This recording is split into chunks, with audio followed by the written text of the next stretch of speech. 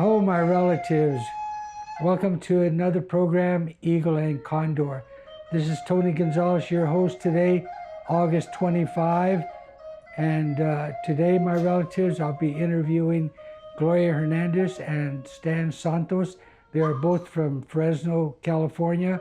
And they're going to talk to us about an event they're organizing in Fresno on August 31st. That's Saturday, August 31st. It'll be about Palestine. We've all been hearing about the genocide that is occurring there with over 40,000 people killed and hundreds, thousands more with the calamity that is going on there, my relatives. We'll also be talking to them about the Chicano Moratorium. That's the National Chicano Moratorium that occurred on August 29, 1970. That's 54 years ago, my relatives. And it was a day that will be in the memory of all Chicanos, Mexican-American peoples in particular, of the southwestern United States. And at that time, there was a brutal attack by the police on a gathering of over 20,000 peoples, Chicanos and all other peoples, gathered to protest the war in Vietnam and also the lack of education and job opportunities and the conscription. Many Mexican-American Chicanos were being drafted, and indeed a large, substantial percentage of the casualties of Vietnam, of the 58,000, there were well over 20,000 men that were Chicano, Mexican-American, Latino, if you will, who were among the casualties of that war. But they'll also be talking to us about the action that took place there, August 29, 1970, in East LA. And what led up to that gathering was years of planning and organizing. Indeed, there were walkouts in East LA prior to 1970, and the blowouts, if you will, 68 and 69. And indeed, my relatives, that was a very historic moment in itself, the planning for that National Chicano Moratorium. And there were 13 people that were indicted for conspiracy. Can you imagine that?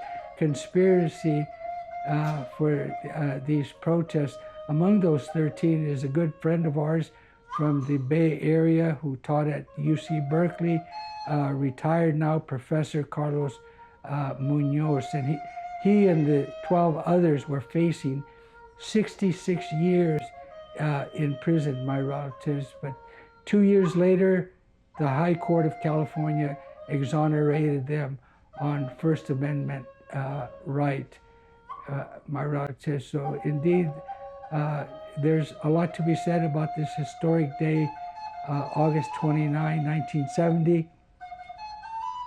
There were 3 casualties, 3 people that were killed on that day. One in particular was the LA Times journalist and columnist Ruben Salazar, award winner, national award winner. He also had gone to Vietnam, covered the war there. He's considered the most famous journalist in Chicano history, and he was assassinated with a canister bullet in back of his head. And there were 2 other individuals that were killed that day. Lynn Ward, who was a medic, and also Angel Gilbert Diaz of Pico Rivera, another brown beret. Both Angel Gilbert Diaz and Lynn Ward were brown beret members of the community, my relatives. So there's a lot of history there for us to know about the Chicano Moratorium. But before we get into the interview with Gloria and Santos. And by the way, after that interview, we're going to be playing a vintage video of the Chicano Moratorium that was held here in San Francisco at Dolores Park, 1988. This is vintage video footage for you there at Dolores Park, 1988. We had speakers, we had food, we had music, in particular music by Dr. Loco and the Rockin' Jalapenos, which if you've never heard them before, this is their high point music. Also, well-known Chicano activist, poet, and artist who passed away, and that is Jose Montoya and his band Casi Indio. If you haven't heard their music before, it's beautiful music. It's got a nice tinge of a background type from Nuevo Mexico, indeed the land from where Jose Montoya was from, my relatives. Having said that, the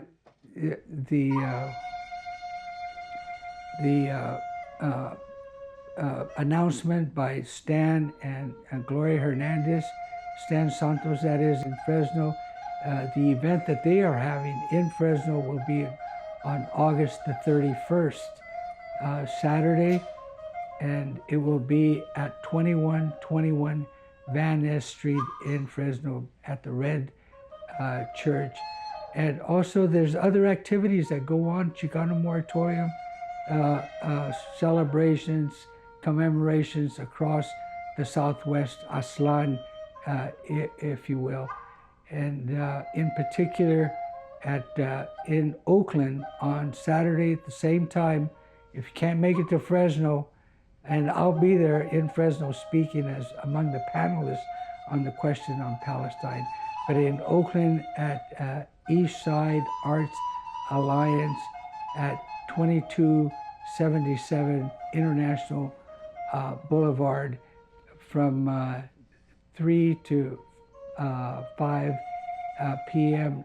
Try to make that, my relatives. And a reminder, my relatives, before we get on with the remainder of the program, I just want to let you know that today, August the 25th, here in San Francisco at the Hummingbird Farm out there on Geneva Avenue, earlier today from 5:30 in the morning till 12 noon, the Chicano Moratorium was held, and they were honoring elders, in particular one from San Francisco, and that is Concha Salcedo, and she turned 90 years old, my relatives, and she's an elder who's been an advocate for Chicano, Latino, and all people's rights not to be forgotten. And finally, my relatives, Leonard Peltier is still in prison for a crime he did not commit. Go to his website. He's a political prisoner, and go to freeleonardpeltiernow.org. And Leonard Peltier's been in prison 50 years, and he's very sick. It's time for him to come home. He was rejected his parole last month, and his next parole hearing is in 2039. He's 80 years old, and he can't make it that far. Call President Joe Biden, and before he leaves office, at area code 202-456-1111. That's 202-456-1111. And also, my relatives, there's some bills in the Congress that are going through, very important for immigration rights and a pathway to citizenship. And that is Bill H.R.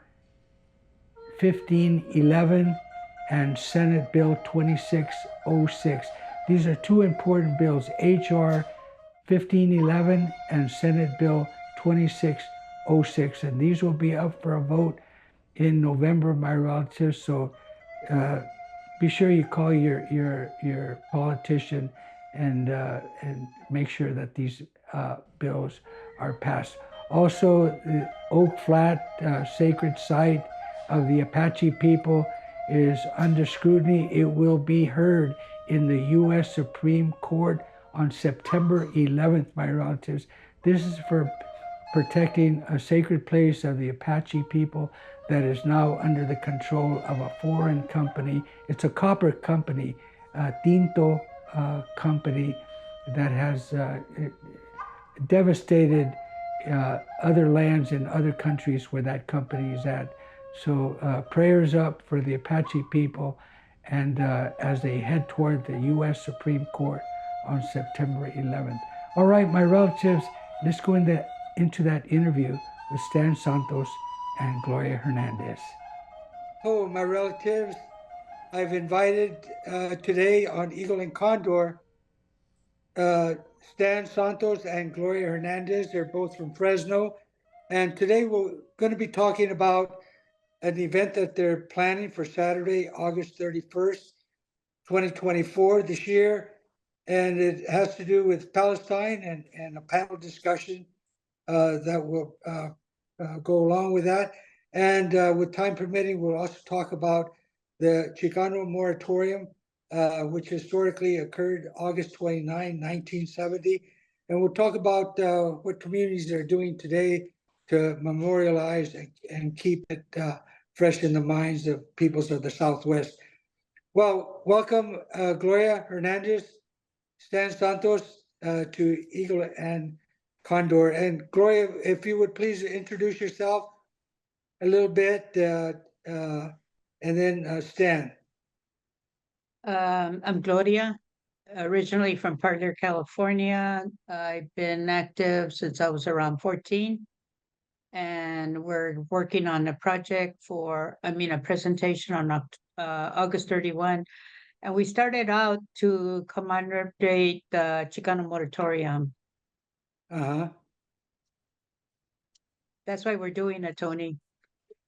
Okay, no, good. So you, I guess, initially talking about Chicano Moratorium, and then you decided Palestine with genocide and what's going on, put that joint together. Right. Very good. Connecting right. it together. You know, it has to do with self-determination as well, which we'll talk about. Stan Santos, please. Yeah, Stan Santos. I've been, I just turned draft age right when the draft was ended in 72. It was ended, I think, at 73, 74. So, I mean, I started waking up then with the Chicano Moratorium of August 29th, 1970.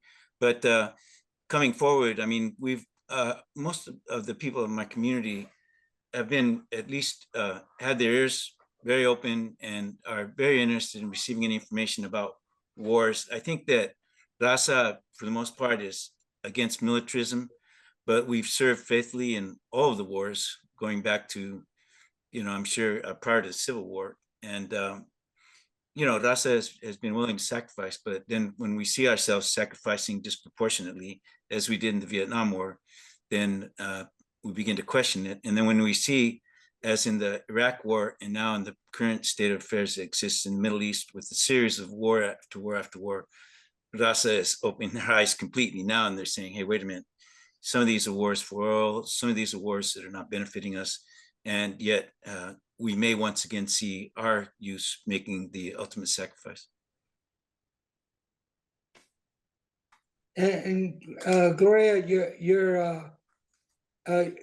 your involvement in the Chicano Moratorium, or should we talk about the event itself, the plans that came underway, the people that you brought together, the organizations that feel compelled to put Palestine at the front burner of all our agendas?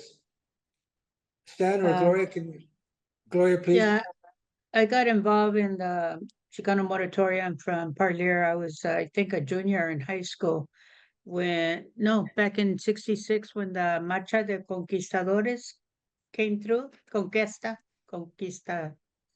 What was it? I can't pronounce it.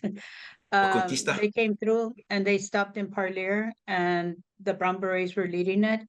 And then later on, with the Chicano Moratorium happened in LA, from Parlier, we walked to Fresno to join the Chicano Moratorium here in Fresno, from Dickey's Playground to Roding Park. And every so often, we do something around the Chicano Moratorium here in Fresno. And this is an event that we started planning to educate the raza about possibly the draft that's coming around, because people are talking about it. The fact that our taxpayer money is going to fund genocide and sending weapons to Israel.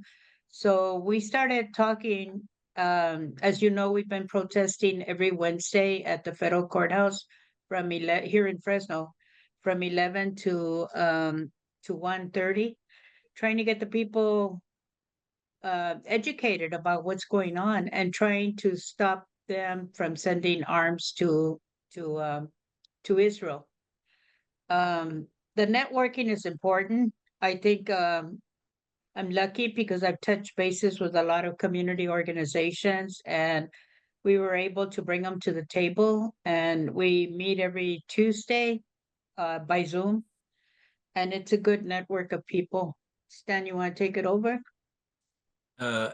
Yeah, there's so much history here. It's kind of hard to tie it all together. So just prompt me if I tend to go off the edge. But there's been continuous struggle in our community since the Vietnam War, and many of our folks followed very closely the first Persian Gulf War, and then the subsequent after 9/11, the Iraq and Afghanistan invasions.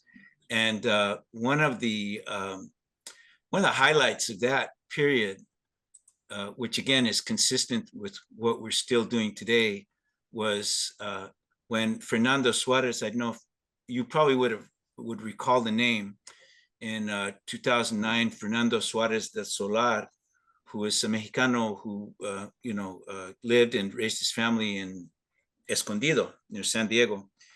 He came to Fresno, and I met him in a event in Santa Cruz, and he was speaking about his son, the loss of his son. His son, Jesus, was a green card soldier. He was born in Mexico, and at a very young age, his son, for some reason, saw what was happening in Mexico and saw the whole kind of everything that was happening around the drug wars. And he decided, he wants to be somebody that would stand on the other side, maybe help to improve some of those conditions and push back on the drug wars. For some reason, he felt that coming to US, joining the military here, getting the training would prepare him to go back and be an active participant in some kind of a positive influence and activities that would end it, or have an improvement in the conditions that brought around the drug wars of that period. So in 2003, then, when they invaded Iraq and Afghanistan, his son was one of the first ones that was killed crossing the border. And there was 2 people killed in the opening days, and they were both immigrants, himself from Tijuana and another one who was from, of all places, Guatemala. And he also served, and his name was Jose Antonio Gutierrez. He was an orphan raised in Guatemala in camps for homeless youth. He decided to come to the United States and do something positive with his life, what he assumed was something positive. He joined the military, and he was also one of those killed. He was the first US serviceman killed in the Iraq War, received a posthumous grant of US citizenship. So there's no question about our community and our people's, whether they have pride, and that pride extends to their adopted, home country in the United States, and they serve, with valor, going back all the way to World War II. My father was in D-Day +3, and he was a sergeant that commanded a 155 millimeter howitzer, the same 155 millimeter howitzers they're using in Palestine today. And at that time, as you might recall from your experiences, Antonio, that the U.S. was still in certain sections a segregated service. So my father's if you saw a picture of the crew that he worked with on that 155 millimeter howitzer, they were born in Hermosillo. They were born in Mexico, Distrito Federal. They all had a Mexicano or Latino last names, and they were mostly immigrants.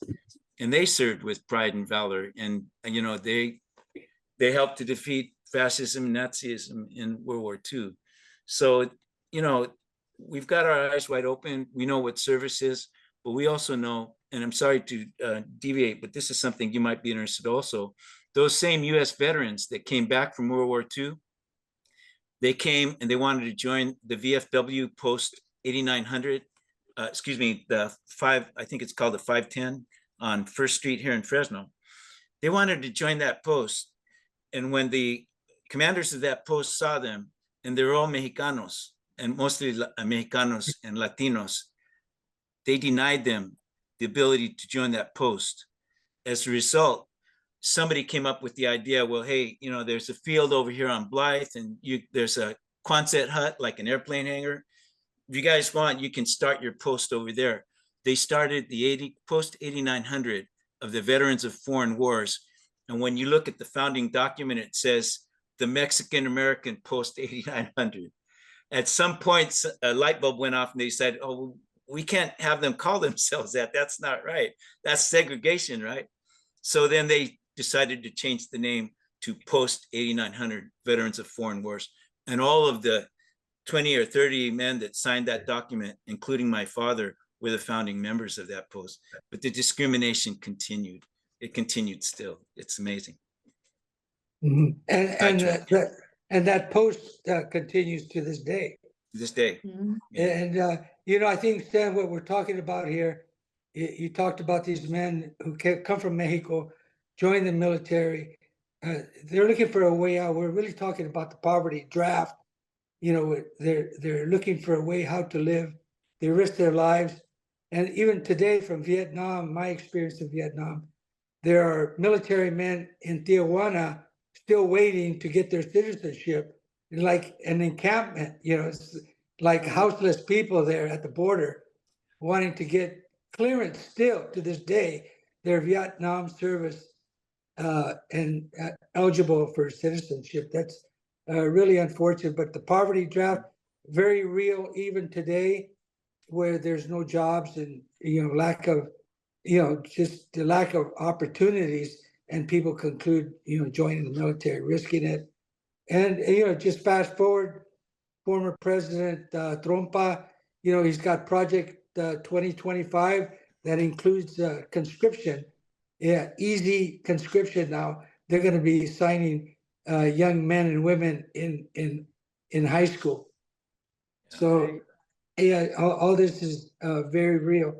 And so, Stan, was it you that had mentioned that you were in the Chicano Moratorium, August 29, 1970?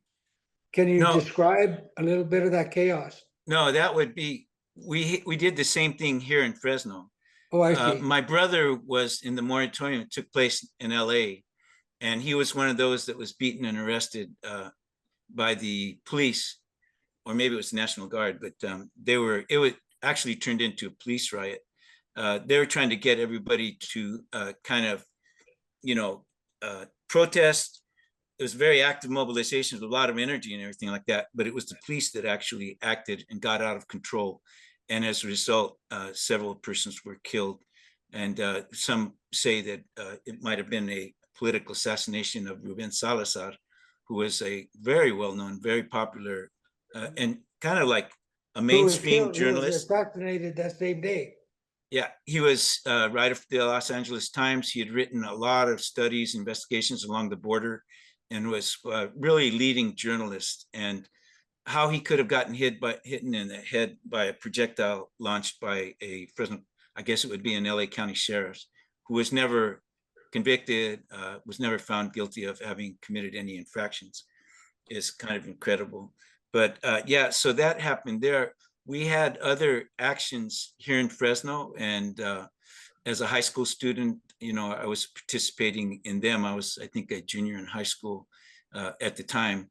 So our young people at that time, but it was basically due to probably the leadership of the Brown Berets and to men such as Eliezer Risco, who was somebody that started with the early founders of the Chicano Moratorium in LA, and also was a publicist. He had a newspaper. I don't remember that it was La Voz or something, but it was very, very somewhat radical Chicano newspaper in Los Angeles, which was very widely known and respected.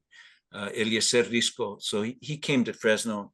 They headed up this organization called La Universidad de Aztlán. There was a lot of educational activities going on around them. Caterino Hurtado was one of the founders of the Brown Berets here in Fresno. It was also considered not just a Fresno leader, but somewhat of a regional and national level leader. He also passed within a few years of that time period. But Fresno was a little bit of a hotspot. We had walkouts, had from Fresno State and Fresno City that approached kind of riot proportions with violence on both sides. And so again, as a student, I got exposed to that. And Gloria was at that time probably coming off or still active with the United Farm Workers. So it was a mix there. But I mean, yeah, those were hot times, man. It was great. But Yes, I think one of the things please. that people don't take into account about the LA moratorium is that we had people there from here. Ricardo Duran was there, Jose Luis Barraza went. But the other thing that people don't know is that our bail bond, our brother Albert Ramirez bailed out a lot of the people that got arrested in LA. And he was always contributing financially to the Chicano moratorium and the Chicano movement. God rest his soul, because he was a true warrior. He put his money where he believed in, and that That was was, Alberto Ramirez, the bail bondsman, yeah, Big well Al. known in the San Joaquin Valley, Yeah. helping people bail out. And know that date, August 29, 1970, very historical. There were 3 people that were killed. There was a Brown Beret, I don't know his name, but there was Angel Diaz was among them, along with Ruben Salazar. And I forget, Gustav something, Gustav yeah, I Montalvo. can't recall right now the other individual, it- but 20,000 Chicanos from throughout the Southwest gathered there, namely to protest the Vietnam War, of course, as Stan referred to, and the disproportionate number of those that were killed were Chicanos from the Southwest. And our population at that time, 1970, was around 10, 15 million people. Today, we're talking about 30, 40 million Chicanos, Mexican Americans along the Southwest. And of course, joining up more and more with the Indian community. But we're talking in both instances, Palestine's right to self-determination and Chicano peoples of that amount also right to social justice, self-determination, to control their schools and education, and better the economic development in their communities. Gloria, can you tell us other events there of Chicano Moratorium in Fresno that have occurred over the year? Well, I know the Brown Berets would organize something at different parks around August 29th. Lately, they've been going to LA and helping celebrate over there, the remembrance of the Chicano moratorium in LA. But last year, as you know, our friend, Vietnam veteran Eduardo Castro died, and Yes, people were amazed. We had a memorial for him. I think it was like Labor Day weekend. We had like 300 people show up, and in fact, one of the deported veterans came from Tijuana to honor him, because one of the things that Ed did was put his money where his mouth was, as he would donate and sustain that Casa de los Veteranos down in Tijuana. And so a lot of the people that are joining us on this current event that we're organizing are people that were at the memorial, that remember Ed from doing all the work that he did in the name of peace. And I think if he were alive now, he'd be out there on Wednesdays with us. The other thing I wanted to mention is that the wars are horrible. It's not just the time that it's happening. our family had 3 gold stars, outside on the window, because that's what they used to give us for our 3 brothers that were in the service during the Vietnam War. 2 of them came back, but then they ended up dying from Agent Orange related activities, injuries, illnesses. And it took my brother, I think it took my brother 10 years to get Agent Orange money. That's how long it took us to get that claim filed. My nephew died about 2 years ago, and he was a Gulf War veteran also. So my family, from all the way from the Civil War to the Great Wars, have always participated in the Americas wars, and I don't think it was because they wanted to. I know that one of my uncles way back in the past was conscripted to go fight the Civil War, porque era Tejano, right? And it was either like, it was either you participate or we'll chase you out of Texas. So he really didn't have a choice, but have to go and participate. I think when we were doing the Chicano History Revisited here in Fresno, we were doing some events to try to document all the history Chicanos have contributed in Fresno County. A lot of it had to do around the moratorium, but it also has to highlight all the work that Fresno County has put to the national movement of Chicano movements. Everything from the Raza Lawyers Association began here, MAPA, Mexican American Political Association, began here.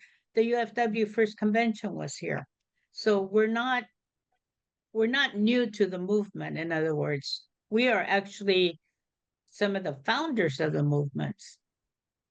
No, indeed, Gloria, as you say that, I've been living in San Francisco, well over 40 years, having come from Fresno, knowing yourself and knowing Stan personally, family and movement work that we've done. From the outside, Fresno is very active, a lot of action. People talk about Fresno, el ombligo de Aztlán, y todo esto por acá.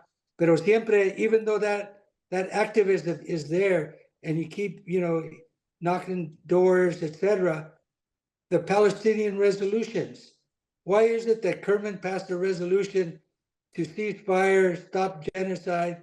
Why is it that Madera, the city of Madera, just 16, 20 miles north of you, has passed a resolution? There's countless cities in California and across the country that are doing so. Why is it so hard for Fresno City to budge? I think the reason Kerman and Madera won was because the mayors both were former machistas. I think that's a strong statement. Both of them were machistas in the past. The second thing is that Fresno, as you know, our mayor here used to be a chief of police, and he went to go train under the IDF. He got sponsored by Israel to go get training, and we don't know how much training the police force here in Fresno continues to get from the IDF. Mhm. It's sad because there is money that's being contributed to Israel from Fresno, whether it's industry or campaigning or lobbyists, but it's been hard to move them forward. Well, the United States has the largest military budget in the world, in the trillions, far exceeding double, 3, 4, 5 times more than China even, and more than the UK, more than all the developed countries, double their budget. And this is where all that money is going to. And now, concentrating on Palestine is just evil. The genocide that we're witnessing. Unlike during the Second World War, people were talking about it, but no action. We have to continue pushing, advocating for them. Stan, do you want to tell us, Stan, about the program itself on the 31st before, I think we have about maybe 10, 15 minutes. Okay, yeah. But just a comment on that last thing, the Please. Fresno City Council is not even going to touch it. And they've already gotten communications from a fairly claims to be a representative organization in the Jewish community. And so they just said the political influence, as you get higher up on the food chain, then it's APAC and it's the huge political donations. So as you get closer to Congress, notice how quiet Alex Padilla has been on that. He's not just been quiet, he's been totally silent. Same with Jim Costa. And if you go up and down the congressional representatives in California, there's virtually nobody speaking out. So as you get higher up, they're either afraid the money's going to get cut off or they're afraid they're going to get targeted. But let me go quickly to the program because you've been very generous with your time. So what we have is on that day, you know, one of our biggest events that we had was on the 24th when we had a large gathering and press conference. And we had 65 people there in front of the federal courthouse, which was great success for us and very motivating and uplifting because we saw a large number of people from diverse kind of parts of the community. But the forum we feel is really needed because there's still people that there's information gaps through the lack of media coverage. And so we want to try to fill some of those gaps. And we thought one of the best ways was to try to have a diverse panel. We had reached out to some members of the Jewish community here. They declined.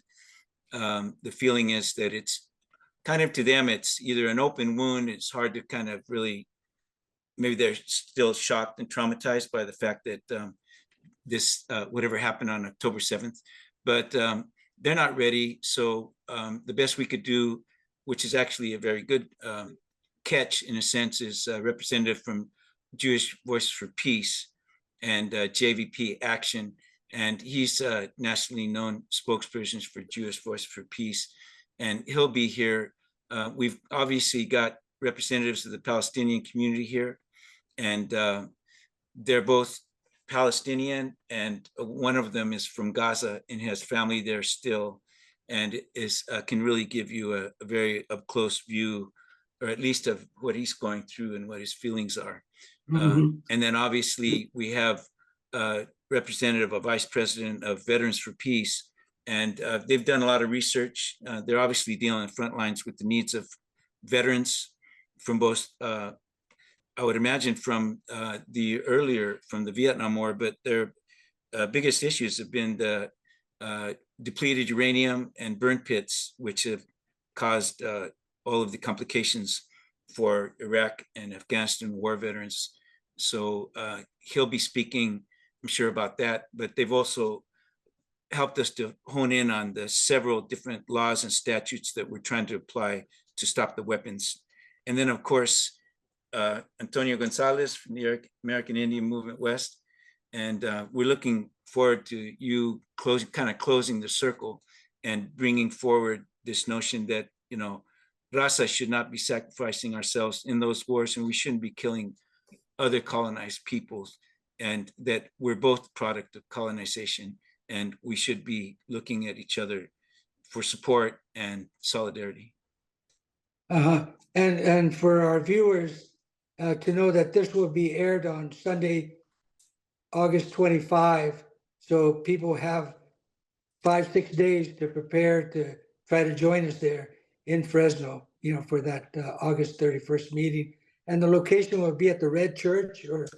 Yeah, it's 2121. Yeah, 2121 North Van Ness. It's about 2 blocks north of McKinley, just past Fresno High School. So it's kind of a well-known landmark, but it's easy to find if somebody's coming off the freeway. So 2121 North Van Ness. 6 to 8 And by the way, p.m. we're gonna have Delia Salas, you know, Delia to the guitar. I'm sorry, it's not Delia. Patricia Wells Solorano, Agustin Lita's partner. She's gonna be doing some entry music as people walk in, and Adid Medina is a poet, and she will end the program with a special poem for the people that night. So we will have, you know, a good program. Hopefully people will come, learn what it's all about, and hook up, you know, and support. And Gloria, I want to thank you for coming on Eagle and Condor, and Stan as well. And just for our viewers to know some of our lifetime of conflicts and wars that our peoples have been involved in the move for social justice, like the Venceremos Brigade from the 68, 69, were there in Cuba.